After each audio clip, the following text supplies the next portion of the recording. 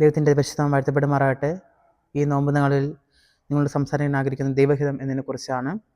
വിശുദ്ധ മത്തായിയുടെ സുവിശേഷം 26-ാം അധ്യായം 36 മുതൽ 46 വരെയുള്ള വേദഭാഗങ്ങളിൽ അതിൻ്റെ 39-ാം വാക്യം പ്രകാരം പറയുന്നു: പിന്നെ അവൻ അല്പം മുൻപോട്ട് ചെന്ന് കവിണ് വീണു. പിതാവേ, കഴിയുമെങ്കിൽ ഈ പാനപാത്രം എങ്കിൽ നിന്ന് നീങ്ങിപ്പോകണമേ, എങ്കിലും ഞാൻ ഇച്ഛിക്കും പോലെ അല്ല, നീ ഇച്ഛിക്കും പോലെ ആകട്ടെ എന്ന് പ്രാർത്ഥിച്ചു. സ്വന്തം ഇഷ്ടങ്ങൾ ദൈവത്തിൻ്റെ ഹിതത്തിന് മുൻപിൽ സമർപ്പിക്കുന്നതാണ് ജീവിതത്തിലെ ഏറ്റവും വലിയ വിജയം എന്ന് പറയുന്നത്. സ്വന്തം ആഗ്രഹങ്ങൾക്ക് പകരം ദൈവത്തിൻ്റെ ആഗ്രഹങ്ങൾക്ക് നാം മുൻകൂർ നൽകേണ്ടത് അത്യാവശ്യമായിരിക്കുന്നു. വചനത്തിന് കീഴടങ്ങുകയും ദൈവത്തിൻ്റെ ഇഷ്ടം അനുസരിച്ച് ജീവിക്കുകയും ചെയ്യുന്നതാണ് കർത്താവ് നമ്മെ പഠിപ്പിച്ചത്.